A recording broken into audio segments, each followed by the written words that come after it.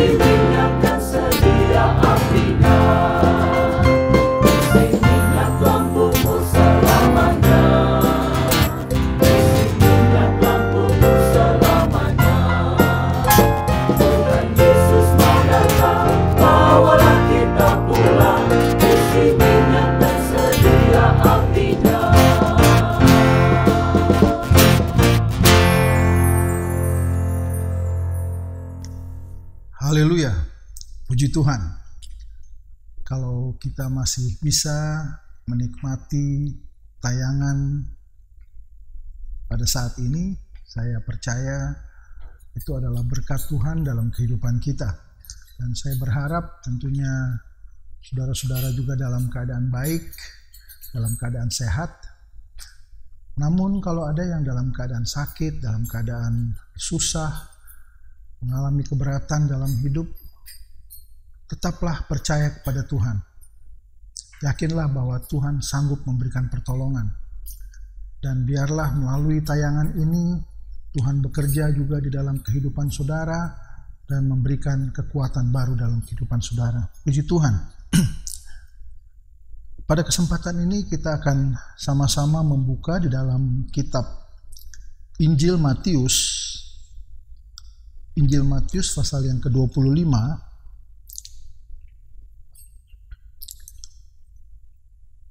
ayat 1 sampai dengan 13. Perikopnya ini berjudul gadis-gadis yang bijaksana dan gadis-gadis yang bodoh.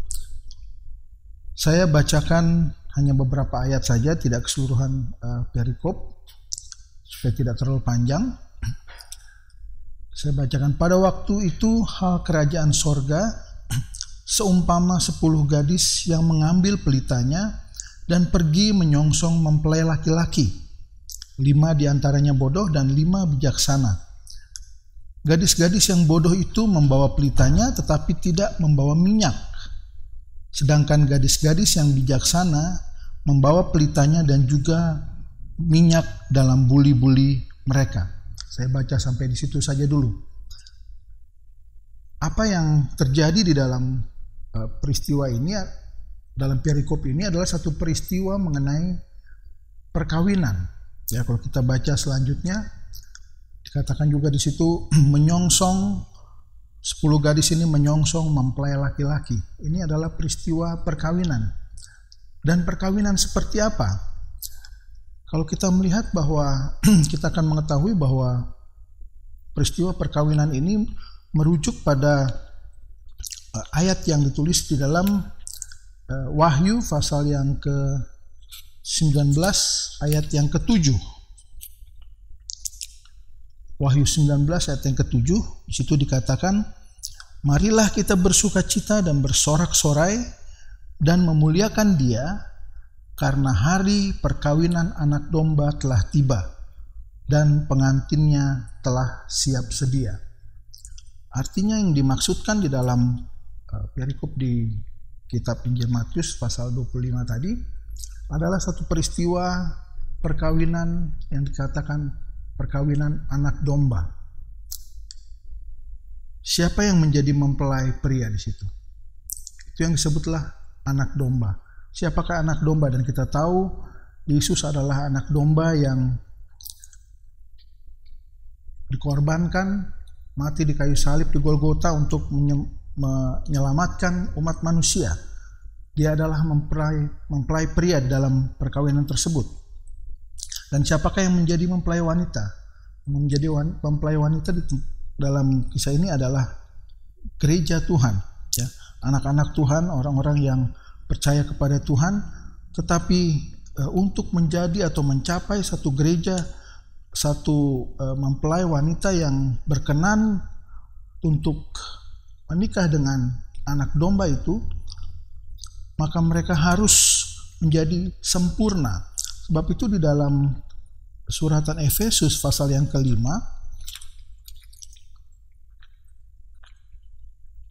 Efesus pasal yang ke-5 ayat yang ke-27 mengatakan, atau saya baca mulai dari ayat 26, "Untuk menguduskannya sesudah ia menyucikannya dengan memandikannya dengan air dan firman, supaya dengan demikian ia menempatkan jemaat di hadapan dirinya dengan cemerlang tanpa cacat atau kerut atau yang serupa itu, tetapi supaya jemaat kudus dan tidak bercela." Itulah yang diharapkan oleh Yesus untuk menjadi mempelai wanita. Ya. Menjadi mempelai wanita harus dikatakan di sini tanpa cacat atau kerut atau yang serupa dengan itu. Ya. Tanpa cacat, kerut, dan tidak bercela. Itulah gereja sempurna yang diharapkan oleh Yesus untuk menjadi mempelai wanita. Dan kalau kita kembali kepada kisah di dalam Matius pasal 25 itu, dikatakan bahwa 10 gadis itu sedang menyongsong mempelai laki-laki. 10 gadis itu adalah calon mempelai wanita. Dan kalau lihat dari luar, tidak ada perbedaannya dari 10 gadis itu. Mereka sama-sama memegang pelita di tangan mereka. Memegang pelita artinya keadaan mungkin hari itu sudah mulai gelap, sehingga mereka memerlukan pelita untuk menerangi jalan mereka. Dan apa arti dari perikop ini? Ada begitu banyak pengertian yang bisa dibahas, tapi tentunya akan memerlukan waktu yang sangat panjang, dan saya hanya memfokuskan saja pada perihal mengenai pelita yang menyala. Ya. Ke-10 gadis itu membawa pelita dalam tangan mereka. Artinya tadi saya sudah katakan waktu hari itu sudah mulai menjelang malam, sudah mulai gelap. Dan kita tahu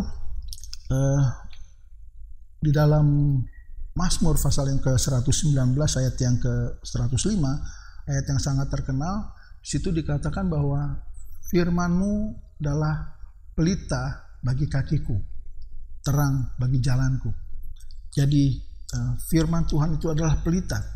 Dan kita mengerti bahwa pelita hanya akan berfungsi menjadi penerang di tengah kegelapan kalau pada pelita itu ada api yang menyala. Dan api yang menyala pada pelita itu hanya akan bisa menyala kalau dalam pelita itu ada minyak. Jadi pelita itu tidak akan berfungsi apa-apa kalau tidak ada api, dan api tidak bisa menyala kalau tidak ada minyak. Sebab itu minyak bicara mengenai penuhan Roh Kudus. Minyak urapan Roh Kudus. Dan sebab itu untuk kita bisa menyala, menjadi terang di dalam dunia ini, di tengah kegelapan yang ada saat ini, kita perlu Roh Kudus. Minyak Roh Kudus itu memenuhi kita. Ya, kembali ke Matius pasal yang ke-25 tadi, dikatakan ke-10 anak darah itu memegang pelita. Tetapi kemudian terjadi perbedaan di antara mereka. Karena kemudian di dalam ayat tersebut dikatakan 5 diantaranya bodoh dan 5 bijaksana. Saya sudah katakan tadi di depan bahwa secara fisik mungkin tidak kelihatan apa-apa, tidak kelihatan perbedaannya antara mana yang bodoh dan mana yang bijaksana. Tetapi perbedaan itu muncul ketika mempelai pria datang. Karena kita baca di ayat berikutnya, ketika mempelai pria datang, 5 gadis yang bijaksana bersiap dengan pelitanya, dan mereka mengikuti atau menyambut mempelai pria. Sedangkan 5 gadis yang disebut 5 gadis bodoh ini, mereka kehabisan minyak. Ya. Api mereka mulai padam. Mereka tidak mempunyai persediaan minyak yang cukup. Dan ini perbedaan yang muncul dan membedakan antara yang bodoh dan yang bijaksana. Yang bijaksana rupanya sejak mereka berjalan untuk pergi untuk menyambut mempelai pria, mereka tidak hanya membawa pelita yang berisi minyak, tapi mereka juga bersiap dan memiliki buli-buli yang berisi minyak, cadangan minyak. Supaya apa? Supaya pelita itu tetap menyala. Pelita itu tidak kehabisan minyak. Di tengah malam ketika tidak ada lagi orang yang berjualan, yang lima bodoh ini disuruh pergi saja cari beli minyak di tempat orang yang menjual. Tengah malam tidak ada orang berjualan lagi. Tidak ada mereka mendapatkan minyak lagi. Mereka sudah harus mempersiapkan diri. Mereka sudah harus mempersiapkan minyak itu sebelumnya. Dan ini yang dilakukan oleh 5 gadis yang bijaksana. Mereka menyiapkan minyak di dalam pelita mereka, tetapi mereka juga menyiapkan minyak cadangan mereka di dalam buli-buli. Sehingga sewaktu-waktu minyak yang di dalam pelita itu habis, mereka dapat langsung mengisinya. Mereka siap dengan kondisi seperti itu. Mereka tahu, dan kita lihat memang di dalam ayat berikutnya bagaimana dikatakan mempelai pria itu sepertinya lambat untuk datang. Ya, sehingga kemudian ke-10 gadis ini sama-sama tertidur. Ya, mereka tertidur, dan artinya memang bahwa keadaan malam, dan malam juga berbicara mengenai akhir hari, berbicara juga dari akhir zaman. Malam juga berbicara mengenai kegelapan, dan kegelapan juga berarti banyak kejahatan, banyak hal-hal yang tidak baik yang dapat terjadi. Dan saya percaya sebab itu kita saat ini sudah hidup di akhir zaman itu. Melihat tanda-tanda yang terjadi, kita hidup di malam hari. Kejahatan bertambah-tambah. Kesulitan dalam hidup semakin bertambah. Ya. Dan untuk mengatasi kesulitan ini orang akhirnya berbuat kejahatan sehingga jumlah kejahatan juga semakin bertambah-tambah, jenis kejahatan juga semakin bertambah-tambah. Dan kita sebagai anak-anak Tuhan harus tetap menjadi terang. Kita harus tetap menyalakan pelita kita. Kita siap untuk menyambut Yesus datang sebagai mempelai, supaya kita bisa masuk di dalam perkawinan anak domba itu. Dan sebab itu apa yang dibuat oleh 5 anak darah bijaksana ini, mereka sudah mempersiapkan minyak cadangan. Ya, tidak cukup dengan minyak yang hanya tersedia di dalam pelita itu. Mereka membawa minyak cadangan. Begitu juga dengan kehidupan kita. Kalau kita sudah menerima Yesus sebagai juru selamat, ada Roh Allah di dalam kita. Tetapi kita juga selalu harus dipenuhkan dengan kuasa Roh Kudus. Supaya terang itu tidak lenyap. Supaya api itu tidak mati. Supaya kita tetap bertahan di tengah kegelapan malam. Gereja memang ada saatnya dikatakan di ayat-ayat tersebut, gereja dalam keadaan tertidur. Ke-10 anak darah itu sama-sama tertidur, menanti kedatangan mempelai. Tetapi persiapan itu sudah ada bagi kita. Persiapan bahwa kita memiliki minyak yang cukup, memiliki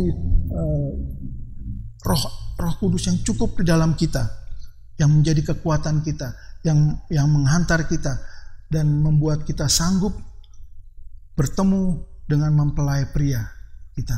Ya, kita sebagai gereja yang sempurna disempurnakan oleh Tuhan, dan saya percaya seperti firman Allah katakan bahwa Tuhan akan memberikan kepada kita roh kebenaran. Roh kebenaran itu yang akan mengantar kita sehingga kita akan mendapatkan seluruh kebenaran itu. Dan sebagai gereja yang sempurna, gereja yang kudus di hadapan Tuhan, tidak ada satupun manusia yang dapat menyempurnakan dirinya sendiri.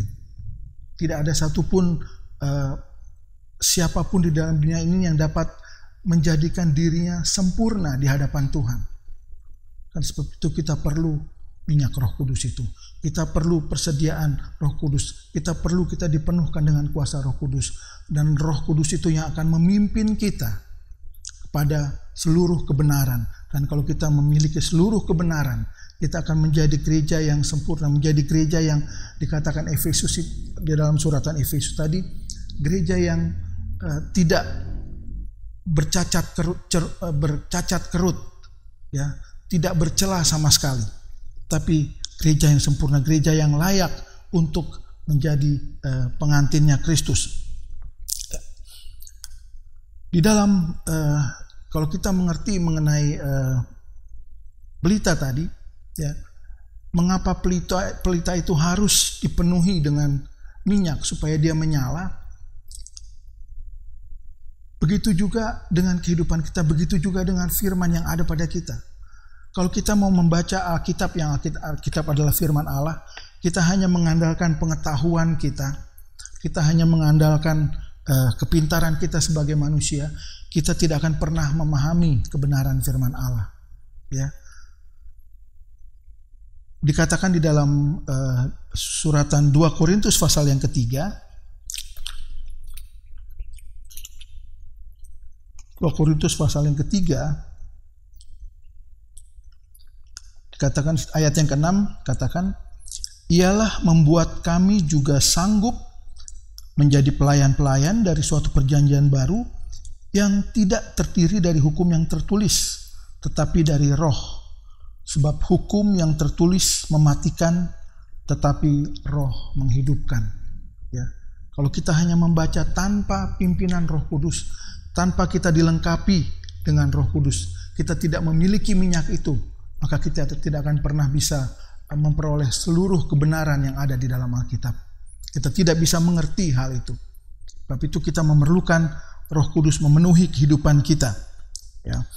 Dan sebagai orang-orang percaya, sebagai orang-orang benar, sebagai orang-orang yang sudah mengikut Tuhan selama ini, harapan kita adalah pada saatnya ketika mempelai Kristus itu datang untuk menyambut kita, kita juga siap sedia untuk menyambut Kristus. Kita siap sedia karena kita memiliki minyak yang cukup. Kita dapat bertahan di tengah kegelapan malam, menantikan kedatangan mempelai itu untuk menyambut pengantinnya. Ya, sebab itu siapkan hati kita. Minta kepada Tuhan supaya Tuhan selalu memenuhi kita dengan kuasa Roh Kudus. Ya, kita dikatakan di dalam Alkitab kita harus berjaga dan berdoa. Kita harus minta terus kepada Tuhan. Berjaga, minta Tuhan melindungi kita, minta Tuhan memenuhkan kita dengan kuasa Roh Kudus. Dan itu yang akan membuat kita semakin hari semakin kuat dalam Tuhan. Kita dapat bertahan dari segala macam cobaan. Kita dapat bertahan dari segala macam kejahatan yang ada di dalam dunia ini. Dan pada saatnya saya percaya kalau kita sudah menantikan mempelai pria itu datang untuk menyambut pengantinnya, kita akan masuk di dalam situ. Sebab dalam penantian itu hanya ada dua pilihan. Seperti dikatakan di ayat-ayat tadi. Apakah kita menjadi gadis-gadis yang bodoh atau kita menjadi gadis-gadis yang bijaksana? Saat ini kita masih menanti kedatangan Yesus sebagai mempelai kita. Siapkan diri kita. Atau kita ketinggalan seperti gadis-gadis bodoh itu. Karena mereka tidak mempunyai persediaan minyak yang cukup yang dapat menerangi mereka menyambut kedatangan mempelai pria. Tetapi kita biarlah dengan hikmat yang Tuhan berikan kepada kita, dengan firman juga yang sudah disampaikan kepada kita pada saat ini, kita boleh mengerti, kita boleh tahu bahwa saatnya sudah dekat. Tidak ada seorang pun yang tahu persisnya saat dan waktunya. Tapi ketika mempelai pria itu datang, pastikan diri kita, kehidupan kita bahwa kita siap untuk menerima kehadiran mempelai pria itu. Dan kita masuk di dalam perkawinan. Sebab itu di dalam suratan 1 Tesalonika 5 ayat yang ke-19 katakan, janganlah padamkan roh. Jangan padamkan roh. Roh Allah yang ada tinggal di dalam kita. Roh yang memenuhi kita. Kita selalu minta untuk Roh Kudus memenuhi kita. Urapan kuasa Roh Kudus itu selalu baru di dalam kita.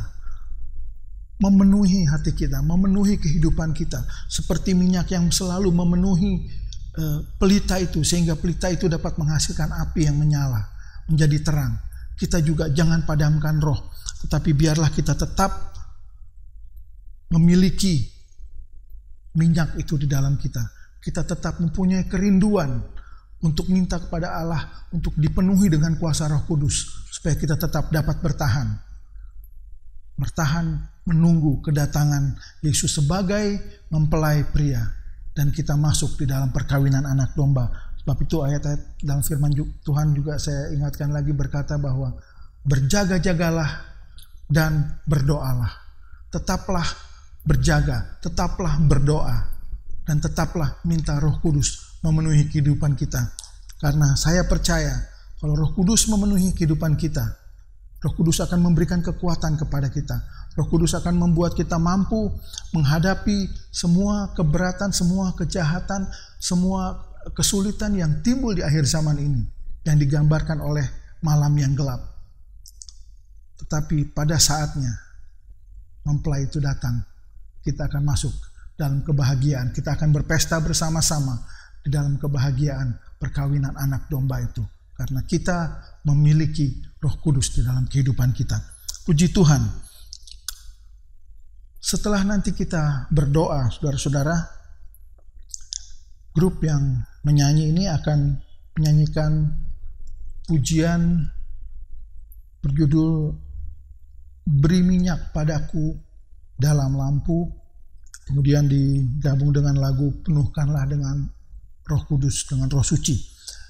Saya sangat menyarankan, saya sangat berharap saudara-saudara juga pada saat melihat tayangan ini, ketika nyanyian ini mulai dinyanyikan, saudara juga mulai ikut menyanyi.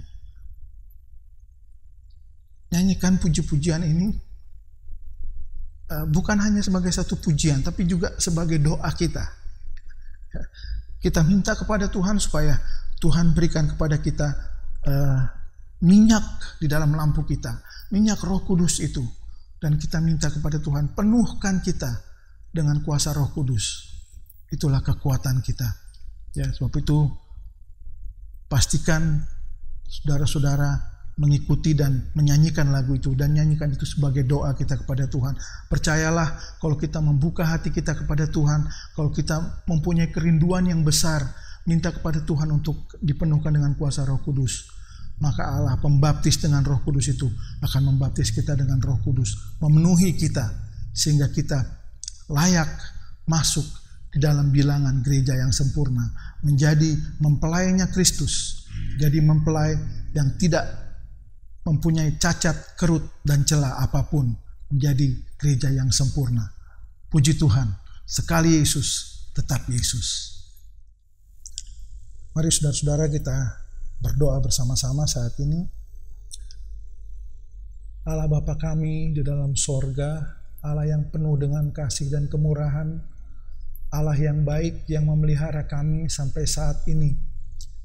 Tapi Engkau juga adalah Allah pencipta langit dan bumi. Begitu besar Engkau Tuhan, dan begitu nyata karyamu dalam kehidupan kami. Kalau kami masih tetap ada saat ini sebagaimana kami ada, kami percaya ini adalah pertolongan Tuhan dan kemurahan Tuhan yang berlaku dalam kehidupan kami. Dan sebab itu Tuhan, kami sudah mendengar firman-Mu disampaikan. Kami berdoa biarlah Allah memenuhi kami dengan kuasa Roh Kudus. Karena kami yang ada saat ini, kami ingin saatnya mempelai Kristus itu datang. Kami masuk di dalam perkawinan anak domba. Kami menjadi gereja yang sempurna. Dan sementara kami menunggu kedatangan mempelai itu, Tuhan, berikanlah kepada kami hikmat. Berikanlah kepada kami pengertian, supaya kami selalu minta dipenuhkan dengan minyak yang merupakan kuasa Roh Kudus itu. Selalu Roh Kudus itu selalu baru di dalam hati kami, selalu memenuhi kami, sehingga kami tetap dapat berjaga-jaga, kami tetap dapat bersiap sedia menantikan kedatangan mempelai untuk masuk ke dalam perkawinan. Terima kasih Tuhan Yesus.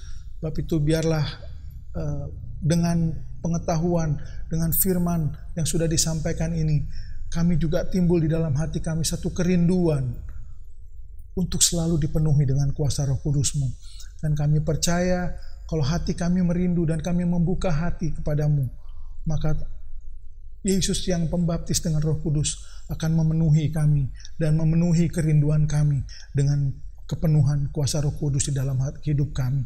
Terima kasih Tuhan Yesus. Kami berdoa bagi semua jemaat-Mu, mereka yang mungkin dalam keadaan sakit, dalam keadaan susah, dalam keadaan lemah.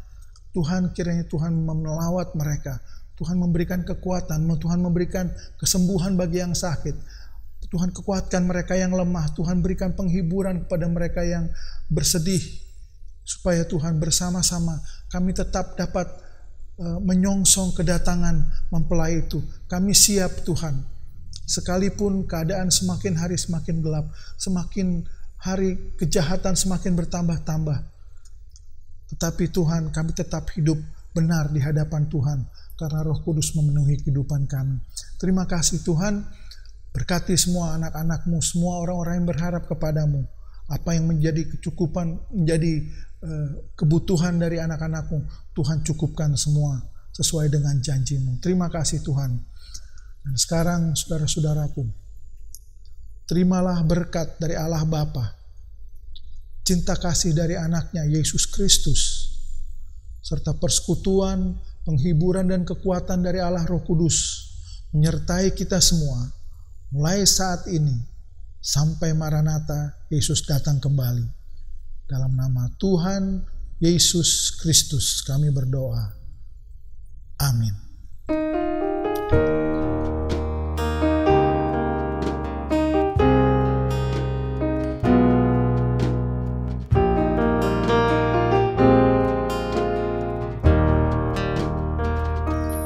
beri